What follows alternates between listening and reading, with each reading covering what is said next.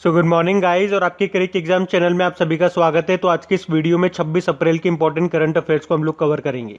तो हमारा पहला प्रश्न क्या है, देखिए, हाल ही में किस बैंक ने इम्यून इंडिया डिपॉजिट स्कीम को शुरू किया है? तो आंसर होगा सेंट्रल बैंक ऑफ इंडिया ने। अच्छा, इस स्कीम में क्या है? तो बैंक कहता है कि वैक्सीन यानी कि दवाई ले लो कोरोना की, यानी कि कोरोना का टीका अगर आपने नहीं लगवाया है तो वो लगवा लो, क्योंकि बैंक कोरोना का टीका लगवाने वाले लोगों को उनके पैसों पर ज्यादा इंटरेस्ट देगा। कितना ज्यादा? 0.25% ज्यादा इंटरेस्ट देगा।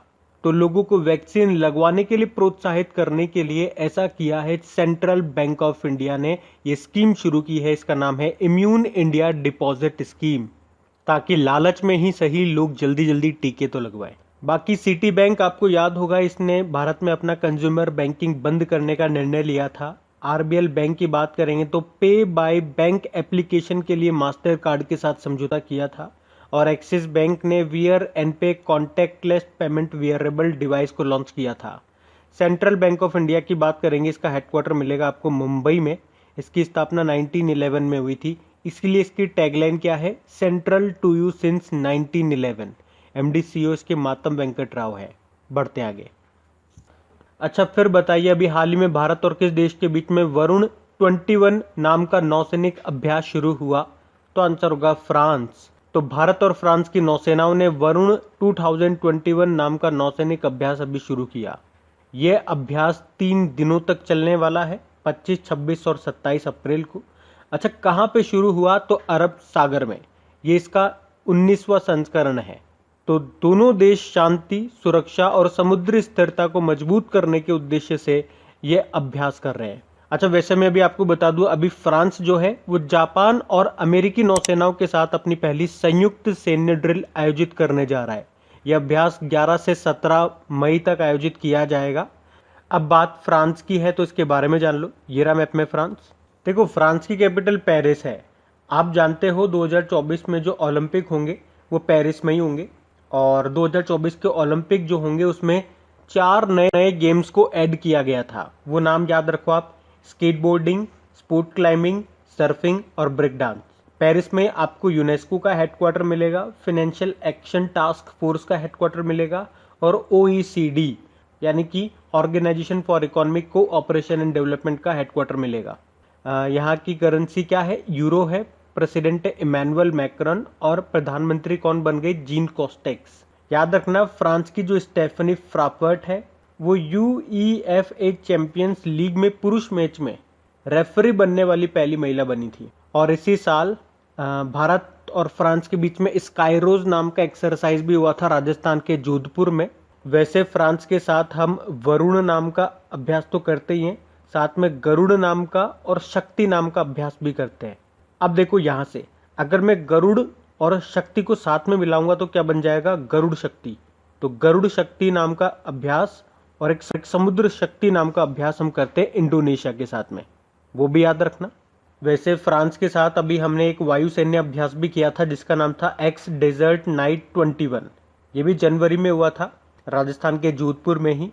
और फ्रांस जो है वो ला पेरोज नाम का एक नौसैनिक अभ्यास भी आयोजित करेगा जिसमें भारत भी हिस्सा लेने वाला है। बढ़ते आगे। फिर बताइए, अभी हाल ही में विश्व मलेरिया दिवस कब मनाया गया? तो आंसर होगा 25 अप्रैल को। तो हर साल 25 अप्रैल को वर्ल्ड मलेरिया डे के रूप में मनाया जाता है। तो ये दिन दुनिया भर में मलेरिया के खिलाफ लड़ने के लिए लोगों में जागरूकता फैलाने के लिए मनाया जाता है। पहली बार इसको 2008 में मनाया गया था। और इसकी थीम क्या है? Reaching the zero malaria target, यानी कि 0 मलेरिया लक्ष्य तक पहुंचना। तो मलेरिया ये मच्छरों से होने वाला एक तरह का संक्रामक रोग है जो कि फीमेल एनाफिलीज मच्छर के काटने से होता है। तो जब ये मच्छर काटता है तो हमारी बॉडी में प्लाज्मोडियम नाम का एक परजीवी फैल जाता है जिसके कारण होता है ये मलेरिया। अच्छा, भारत ने मलेरिया को खत्म करने का लक्ष्य कब का रखा है? 2030 का रखा है। और टीबी को खत्म करने का लक्ष्य है 2025 का। अच्छा, इंपॉर्टेंट डे वाला क्वेश्चन आ गया। अप्रैल में जितने भी इंपॉर्टेंट डे हम मना चुके हैं सारे मैं आपको रिवाइज कराऊंगा। अगर आपको याद है तो साथ साथ बोलते हुए चलना। देखो, 1 अप्रैल को उत्कल दिवस मनाया गया। 2 अप्रैल को ऑटिज्म अवेयरनेस डे मनाया। 2 अप्रैल को ही इंटरनेशनल चिल्ड्रंस बुक डे मनाया। 4 अप्रैल को इंटरनेशनल माइंस अवेयरनेस डे मनाया। 5 अप्रैल को नेशनल मैरीटाइम डे मनाया। 5 अप्रैल को ही इंटरनेशनल डे ऑफ कॉन्साइंस मनाया। 7 अप्रैल को वर्ल्ड हेल्थ डे मनाया। 10 अप्रैल को वर्ल्ड होम्योपैथी डे मनाया। 11 अप्रैल को राष्ट्रीय सुरक्षित मातृत्व दिवस मनाया। 11 अप्रैल को विश्व पार्किंसन दिवस के रूप में भी मनाया था। 14 अप्रैल को वर्ल्ड चगास डिजीज डे होता है। 15 अप्रैल को विश्व कला दिवस वर्ल्ड आर्ट डे मनाया। फिर 16 अप्रैल को वर्ल्ड वॉइस डे मनाया। 17 अप्रैल को वर्ल्ड हीमोफीलिया डे मनाया। फिर 18 अप्रैल को हमने वर्ल्ड हेरिटेज डे मनाया। 19 अप्रैल को वर्ल्ड लीवर डे मनाया। 21 अप्रैल को नेशनल सिविल सर्विसेज डे राष्ट्रीय लोक सेवा दिवस मनाया। और 21 अप्रैल को ही world creativity and innovation day मनाया। 22 अप्रैल को हमने अर्थ डे के रूप में मनाया। 23 अप्रैल को विश्व पुस्तक और कॉपीराइट दिवस मनाया। 24 अप्रैल को विश्व पशु चिकित्सा दिवस मनाया। और 24 अप्रैल को भी राष्ट्रीय पंचायती राज दिवस के रूप में मनाया था। तो अप्रैल के सारे इंपॉर्टेंट डे हम मना चुके हैं, इनको याद रखना। बढ़ते आगे। फिर बताइए अभी आरबीआई ने किस बैंक के लाइसेंस को रद्द कर दिया? तो आंसर होगा Bhagyoday friends urban cooperative bank. तो अभी आरबीआई ने Bhagyoday friends urban cooperative bank Maharashtra के लाइसेंस को रद्द कर दिया है, क्योंकि इसके पास अपने जमाकर्ताओं को देने के लिए पैसा तक नहीं है। और इसी तरह से आपको याद होगा आरबीआई ने कराड़ जनता सहकारी बैंक का लाइसेंस रद्द किया था। सुभद्रा लोकल एरिया बैंक का लाइसेंस रद्द कर दिया था। और सीकेपी कोऑपरेटिव बैंक का लाइसेंस भी रद्द कर दिया था। और महाराष्ट्र का एक वसंत दादा नगरी सहकारी बैंक है, उसका लाइसेंस भी रद्द किया था। और महाराष्ट्र का ही एक है शिवम सहकारी बैंक, उसका लाइसेंस भी आरबीआई रद्द कर चुका है। और एक और बैंक आप याद रखो, शिवालिक मर्केंटाइल कोऑपरेटिव बैंक, इसका लाइसेंस रद्द नहीं किया। एक्चुअली ये तो भारत का पहला सहकारी बैंक बना है जिसे आरबीआई ने स्मॉल फाइनेंस बैंक का दर्जा दिया था। देखो आरबीआई की स्थापना 1 अप्रैल 1935 को होती है। इसका हेडक्वार्टर मुंबई में है। वर्तमान में गवर्नर है शक्तिकांत दास, 25वें नंबर के हैं। गवर्नर से कुछ और भी नाम याद रख लो आप। पहले ब्रिटिश गवर्नर का नाम पूछा जाता है एग्जाम में, ऑसबॉर्न स्मिथ है। पहले इंडियन गवर्नर का नाम भी पूछा जा चुका है, जो कि सीडी देशमुख है। और 2 बुकें आप याद रखें, यहाँ के पूर्व गवर्नर हैं उर्जित पटेल, उन्होंने बुक लिखी थी overdraft saving the Indian saver. और यहाँ के पूर्व डेप्यूटी गवर्नर हैं विरलाचार्य, उन्होंने भी बुक लिखी थी जिसका नाम है quest for the restoring financial stability in India. वैसे आरबीआई के पूर्व डेप्यूटी गवर्नर थे केसी चक्रवर्ती, उनका भी निधन हो गया। और यहाँ के एक और डेप्यूटी गवर्नर का नाम याद रख लो जो अभी रिटायर्ड हो गए, उनका नाम क्या है? बीपी कानूनगो है। तो अभी वर्तमान में आरबीआई के पास केवल 3 ही डेप्यूटी गवर्नर हैं। कौन कौन? एम राजेश्वर राव, माइकल देवव्रत पात्रा और एम के जैन। वैसे आरबीआई के अभी पूर्व गवर्नर थे एम नरसिम्हन, उनका भी अभी निधन हो चुका है। अच्छा चलो एक प्रश्न का मुझे जवाब दो। आरबीआई ने अभी पेमेंट बैंक में जमा सीमा को, जो जमा राशि है उसकी सीमा को 1 लाख रुपए से बढ़कर कितना कर दिया? ये आप मुझे बताओ कमेंट बॉक्स में टाइप करके। बड़ा इंपॉर्टेंट क्वेश्चन है ये। बढ़ते हैं आगे। फिर बताइए हाल ही में किस राज्य ने कोविड आपातकालीन ऋण योजना को शुरू किया? तो आंसर होगा हरियाणा ने। तो अभी हरियाणा सरकार ने राज्य में कोविड-19 रोगियों को दवा, ऑक्सीजन और अन्य चिकित्सा सुविधाओं की आपूर्ति करने वाले नए और पुराने उद्यमियों के लिए हरियाणा कोविड आपातकालीन ऋण योजना को शुरू किया है। वैसे अभी आपको याद होगा उत्तर प्रदेश सरकार ने सस्ती किराया आवास योजना को शुरू किया था। महाराष्ट्र ने महासमृद्धि महिला सशक्तिकरण योजना को शुरू किया। और छत्तीसगढ़ सरकार ने कौशल्या मातृत्व योजना को शुरू किया। अब बात यहाँ पे हरियाणा की हो रही है, तो ये रहा मैप में हरियाणा। देखो हरियाणा की कैपिटल चंडीगढ़ हो गई, मुख्यमंत्री हो गए मनोहर लाल खट्टर, गवर्नर यहाँ के हो गए सत्यदेव नारायण आर्य। अभी देश की पहली एयर टैक्सी सेवा शुरू हुई थी हिसार और चंडीगढ़ के बीच में।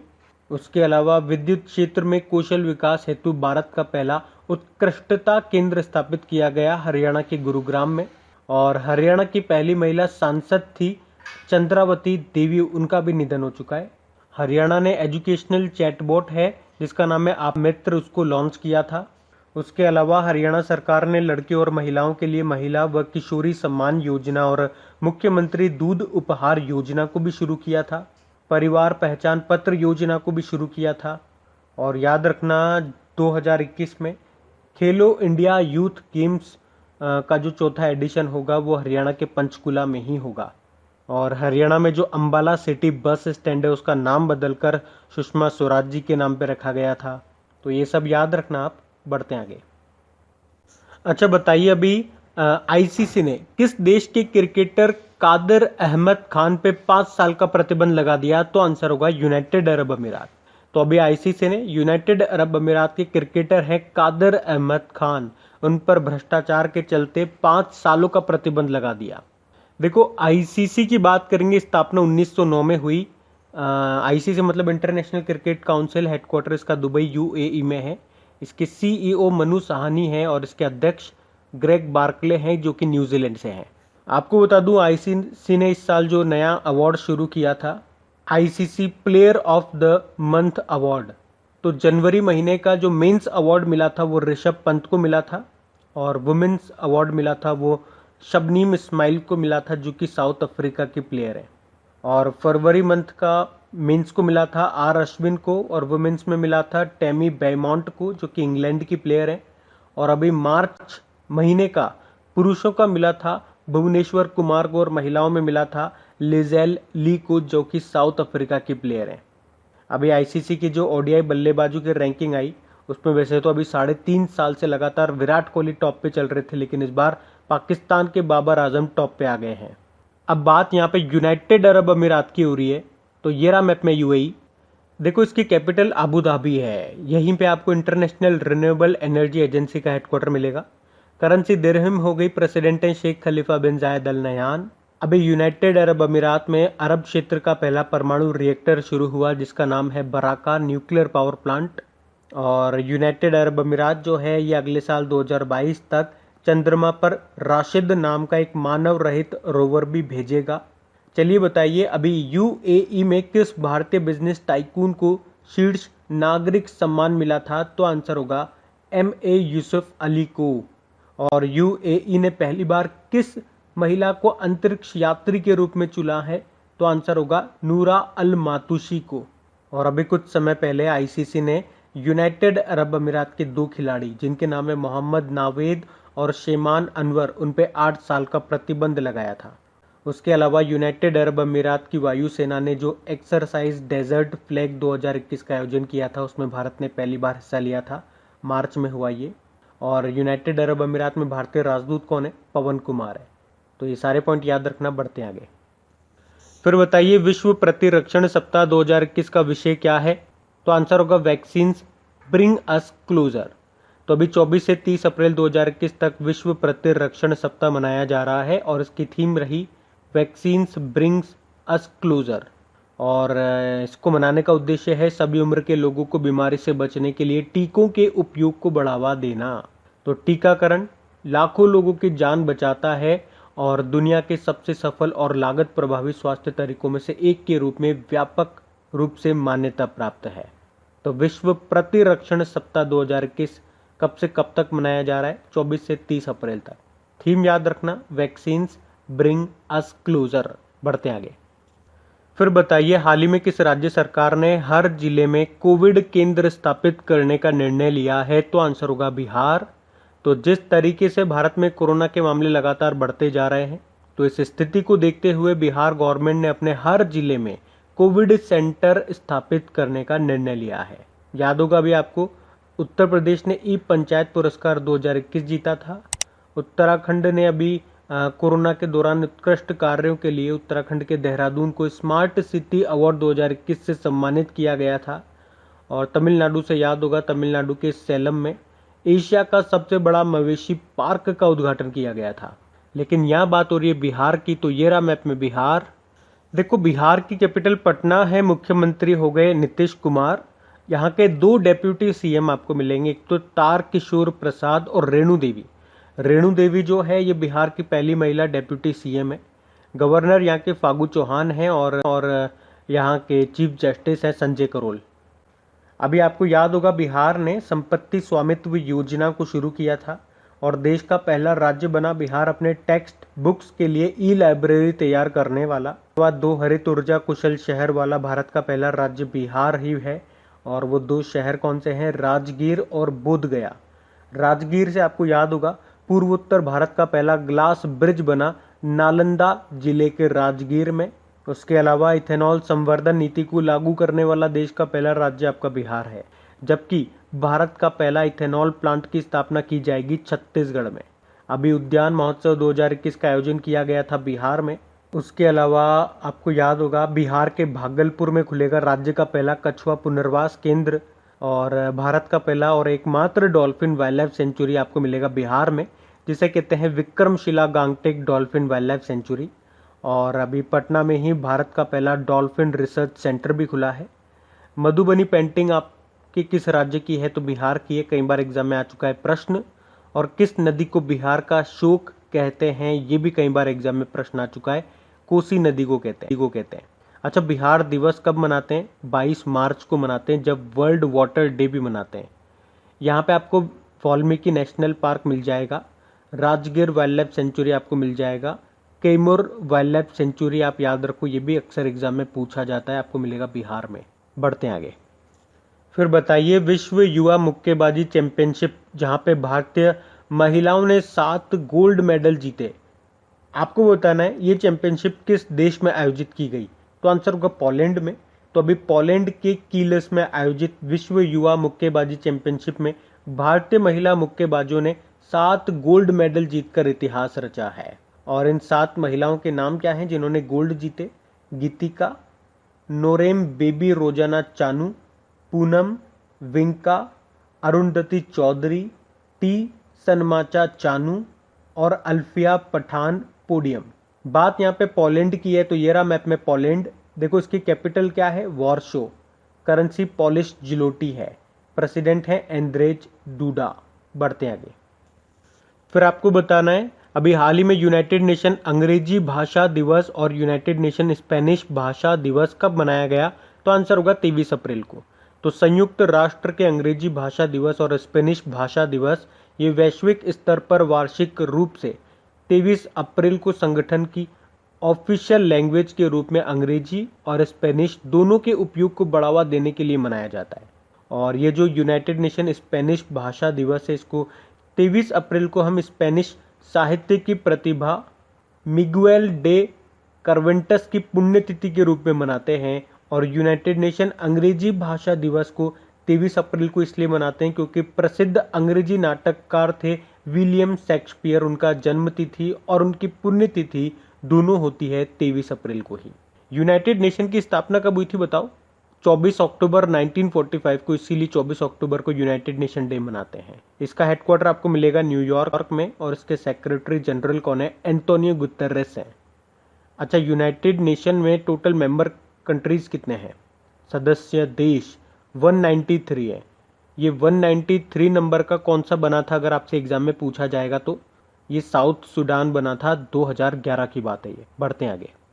फिर बताइए, केंद्रीय स्वास्थ्य मंत्रालय ने कोविड रोगियों के द्वारा बेहतर सांस लेने के लिए किस स्थिति का उपयोग करने की सलाह दी? तो आंसर होगा प्रोन पोजीशन।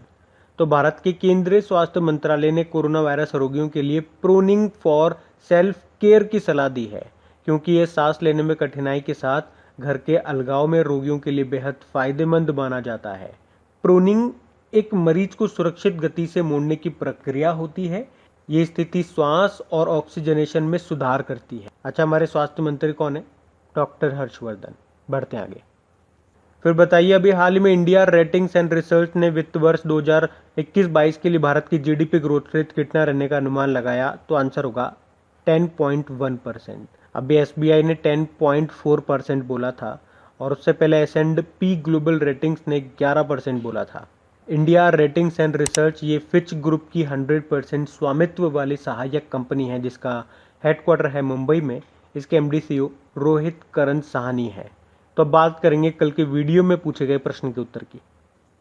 फिर बताइए, विश्व पुस्तक और कॉपीराइट दिवस ये कब मनाया गया? तो आंसर होगा 23 अप्रैल को। और 2021 के लिए विश्व पुस्तक राजधानी किसे चुना गया? जॉर्जिया की कैपिटल तबिलिसी को। आप सभी ने प्रश्न का बिल्कुल सही उत्तर दिया है। और गाइज, अगर सेशन अच्छा लगा है तो इसे लाइक जरूर करना और अपने दोस्तों के साथ में इसको शेयर जरूर करना।